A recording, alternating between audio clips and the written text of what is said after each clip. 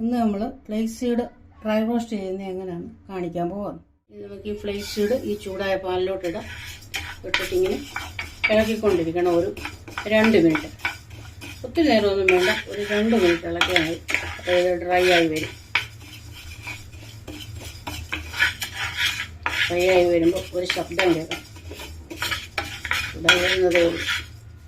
ഈ ചൂടായി വരുമ്പോൾ ഇങ്ങനെ ഒരു ശബ്ദം കേൾക്കും, ചെറിയ ശബ്ദം.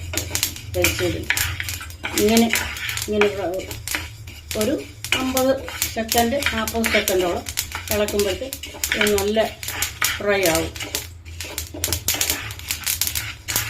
ഇത് ഗർഭിണികളും കിഡ്നിക്ക് പ്രോബ്ലം ഉള്ളവർ കഴിക്കരുതെന്നാണ് പറയുന്നത്. അല്ലാത്ത ഷുഗർ പേഷ്യൻറ്റിന് നല്ലപോലെ ഷുഗർ കൺട്രോൾ ആവുകയും ചേഞ്ച് ആവുകയും ചെയ്യും. ഇപ്പം ഈ പരുവായി ഈ പരുവാകുമ്പോൾ സ്റ്റൗ നിർത്തിക്കോണം.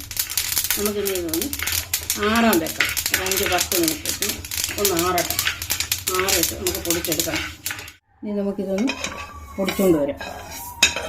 മിക്സിയുടെ ജാറിലിട്ടിട്ടുണ്ട്. ഇത് എയർടൈറ്റായിട്ടുള്ള ഒരു കണ്ടെയ്നറിലിട്ട് അടച്ചു വെക്കണം. ഒത്തിരി പൊടിച്ചു വെക്കാൻ പാടില്ല. 7 ദിവസം 10 ദിവസത്തേക്കുള്ളത് പൊടിച്ചാൽ മതി. അതെന്ന് വെച്ചാൽ ഇതിന് നനവുണ്ട്, പൂപ്പ് പിടിക്കും. സീഡ് പൗഡർ റെഡി ആയിട്ടുണ്ട്. എല്ലാവരും കാണണം. സബ്സ്ക്രൈബ് ചെയ്യാൻ മറക്കരുത്. Thank you.